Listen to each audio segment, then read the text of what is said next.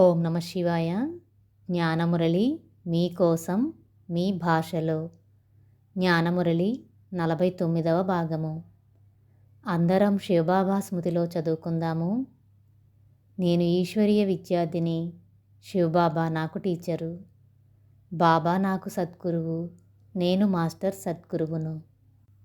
13వ తారీఖు 9వ నెల 1974వ సంవత్సరం రివైజ్ కోర్స్ మురళీలో సాధారణ ఆత్మలు మరియు విశేష ఆత్మల గురించి బాబా వివరంగా చెప్పడం జరిగింది.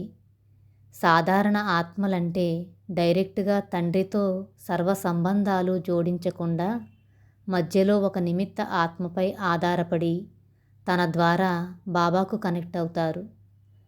సాధారణ ఆత్మలు ఆధారపడ్డ నిమిత్త ఆత్మ కూడా సాధారణ ఆత్మ అయితే వీరు అనుకున్న లక్ష్యాన్ని చేరుకోలేరు అంటున్నారు బాబా.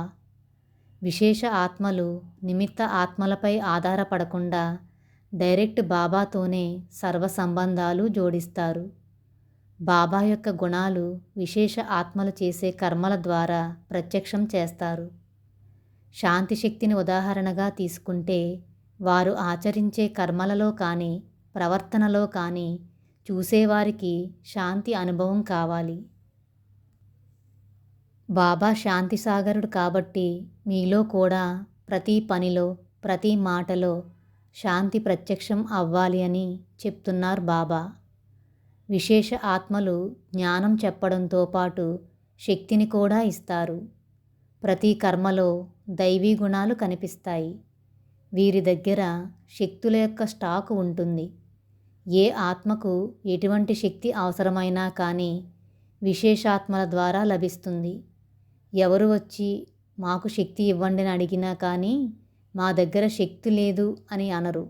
వీరి దగ్గర శక్తుల యొక్క స్టాక్ ఎప్పుడూ నిండుగా ఉంటుంది. అంతిమ సమయంలో చాలామంది దగ్గర ధనం ఉంటుంది కానీ వారి సమస్యల పరిష్కారానికి ధనం ఏమీ పనిచేయదు. ఎవరైనా శక్తిని ఇచ్చి మమ్మల్ని ఈ పరిస్థితి నుండి గట్టెక్కిస్తే బాగుండు అనేవారి క్యూలైన్ పెరుగుతుంది. గుంపులు గుంపులుగా మీ దగ్గరికి వస్తారు. విశేష ఆత్మలైన మీరే వారికి శక్తినివ్వడానికి ఎవరెడీగా ఉండాలి.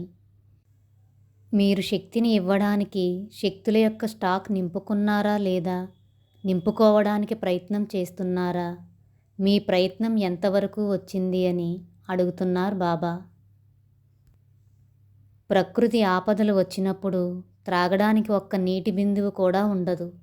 ఆహారం ఉన్నా కానీ తినడానికి పనికి రాకుండా పోతుంది. అలాంటి సమయంలో మీరు ఏం చేస్తారు? యోగం చేస్తూ కూర్చుంటారా అని ప్రశ్నిస్తున్నారు బాబా.